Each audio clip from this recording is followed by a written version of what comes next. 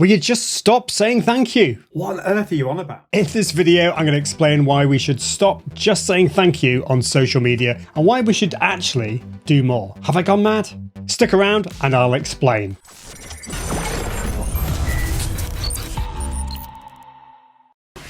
Hello, I'm Ian Anderson-Gray from the Confident Live Marketing Academy. Now, over 10 years ago, I wrote a blog post on why we need to stop thanking people on social media.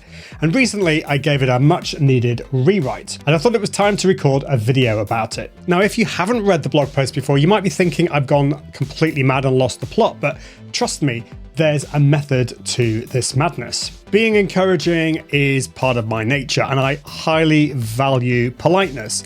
I always say please and thank you in real life. I am British after all. And it's the same on social media. Well, kind of. You see, sometimes a thank you can lose its value in the noise and sheer volume of posts. And that's particularly the case 10 years later. We are drowning in a lake of noise. Well, over 10 years ago, my friend Mark Schaefer wrote a blog post that got me thinking. It was called Why I Stopped Thanking People on Social, and it's still really relevant today. In the article, Mark says that the tipping point came when someone tweeted him, "You're too damn polite. Stop thanking people, will you?" Ouch. Mark went on to say in the article, "I knew he had a point. I had reached the thank you tipping point, so I stopped." This saddened me. I hate it that the more popular you become on the social web, the less engaging you can be. Isn't that ironic? The very characteristic people appreciate is doomed over time. Authentic social media engagement is not scalable. I think Mark makes an interesting point here. Social media is about creating meaningful content and building meaningful relationships, including replying to people. It's also about knowing who is in your core community and knowing why people are sharing your content in the first place. We must embrace the fact that authentic social media engagement isn't actually scalable. Unfortunately, we can't engage with everyone, but when we do, I think it should be done in a way that doesn't scale. I think we need to add value and go deeper. The real issue here is that while thank you is polite, it's becoming, well, lazy. We need to be encouraging, but we also need to add value to the conversation and not just add to the noise. Part of the issue that Mark referred to was the lack of value of a thanks for sharing type of reply. It's not entirely meaningless, but once you send out dozens of these daily, they will just lose their value. But how about doing something a little different? How about just, instead of thanking them, why not introduce them to someone they might find interesting? How about reading one of their articles and giving some feedback, or watching one of their YouTube videos? You won't necessarily be able to do that with all of your replies, but you could create an opportunity and build upon the relationship. Now, if you're worried about time, fear not, I've got you covered. You can create a thank you replacement list, a quick go-to for meaningful responses. More on that in a bit.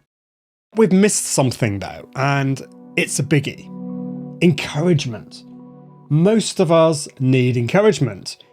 It can be a bit depressing if we don't get any feedback on the posts that we create, the videos that we create, the podcasts that we publish, and most of us don't get much in the way of encouragement. Now, if you've read the book, The 5 Love Languages, we all accept and give love and attention in different ways.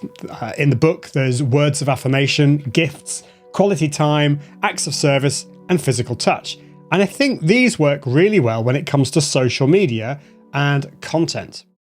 Number 1, words of affirmation.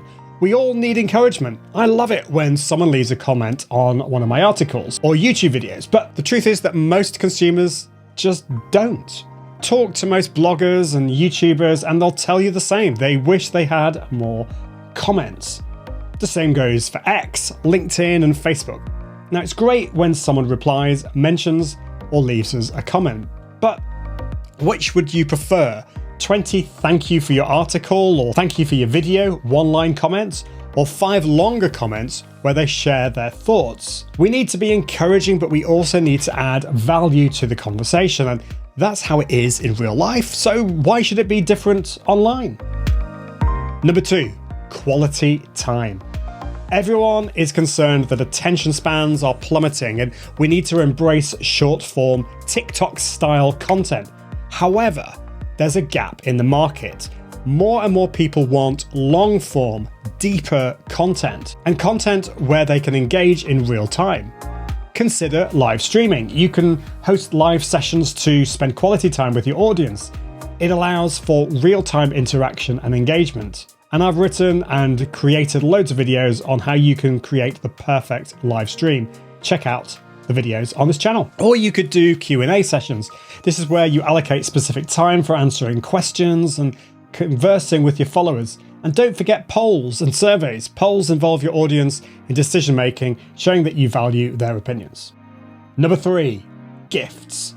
Using the physical world can mean so much to people in this digital world. You can offer contests and giveaways, or just send out a gift as a random act of kindness, and you can use these as a way to give back to your followers. Send out a mug, a book, a plant, a pizza, or a handwritten card. Or it could be some exclusive digital content such as ebooks, templates, or discounts. Always try to make it personalized, and I think use physical gifts more so. They're more powerful. Personalized recommendations or resources to individual followers based on their interests or needs can make a massive difference and be unexpected. Number 4, acts of service. We are living in a lonely world. Offering assistance and solutions when followers have questions or encounter issues related to your expertise or niche can be a massive deal. Sharing valuable tips regularly, tutorials or guides that can help audience solve problems or improve their skills is great too. But if you can do this in a more personal, non-scalable way, it will make more of an impact. How about collaborating with your followers or peers by promoting their content or businesses and demonstrating your support? Number 5, physical touch. Now, perhaps this is the most challenging love language to replicate on social media, but virtual hugs, high fives, emojis, and expressions that convey warmth and friendliness can be powerful. Just don't forget the real physical world. Go out your way to meet your best real life connections and give them actual hugs, or if you prefer, a firm handshake. Create personal connections and share personal stories. Those experiences can create a sense of emotional closeness with your audience. Be empathetic and understanding when responding to followers' challenges or struggles, offering virtual support. Okay, let's talk about the thank you replacement ideas list. These are creative ideas to replace thanks on social media. So what do we do instead? How do we be more meaningful than just saying thank you on social media? Well, you could do one of the following. For example, number 1, post a thoughtful question. Instead of a simple question, engage them with a question related to their piece of content. If they were sharing your article, ask them what they thought of one aspect of your article or your YouTube video. If your article was a list of tools or services, ask them what their favorite was. They might not have read the whole article, but your question might quickly remedy that, and it can spark a meaningful conversation. Number 2, express genuine interest. Show your curiosity about the content that they've shared by expressing genuine interest. For instance, I'm really intrigued by your recent post on the topic. Can you share more insights? Number 3, actually look at their website and their content. If they have a website, a blog, a YouTube channel, have a visit. Watch the video. Take a deep dive. Most people never do that. Reply to them to let you know you visited and leave some thoughts. Next, acknowledge common interests. If you find common interests with the person, mention them. It could be something like, looks like we have a shared passion for Venezuelan beaver cheese. Don't delay. Get stuck into a conversation about it. Next, introduce them to someone new. If you've not engaged with them before, check their profile. If relevant, you could introduce them to someone else in your core community that they may find interesting. Being in touch with your community is essential. Next, express gratitude with context. To express gratitude, do it with context. Instead of being generic like thanks for sharing or a repost or something like that, share I appreciate you for sharing that, it helped me better understand, and then go into some more detail. Next, share a relevant piece of content. If relevant, share a similar piece of content that you've created that will add value to the conversation. The next one is don't be afraid of asking them to subscribe to your channel or some of your content. Recommend that they subscribe to, say, your blog or your email newsletter, your YouTube channel, whatever. The next one, be funny. Use humor, tell a joke, or share something funny. Make their day. Because if you read the news, if you go on social, a lot of it is pretty depressing. Encourage them. Encourage them by sharing something you like or admire about them, or a quality that you see in them. Because the likelihood is you could be the first person to have encouraged them this day, or this week, or even this month. So the problem is, you might say, that's all very well, but I just don't have enough time. And I understand. I have the same issue. First of all, make your own thank you replacement list and save it somewhere where you can easily access it. You could use Google Docs or a notes app like Notion or Evernote. Secondly, you could use a social inbox tool that can really help you reply and engage more efficiently. Now, I use Agorapulse. I'm a massive fan of the social media management tool Agorapulse. It's incredibly easy to use, and it has a powerful social media inbox. And if you're worried about it being expensive, you don't need to be. It has a generous free plan where you can manage up to 3 social channels, and that also includes YouTube. And you can use the Agorapulse mobile app on the move. Now, there is Hootsuite, the Sprout Social, there are those alternatives, but they don't offer free plans, and they are significantly more expensive than Agorapulse. Another tool to check out is Lately, which describes itself as an AI-powered social selling platform that delivers actionable content in your voice. It's a social media management tool, but it has a handy AI generator that can help you create your social media thank you replacement list. The AI can also create images, generate hashtags, intro and outro videos, and a lot more.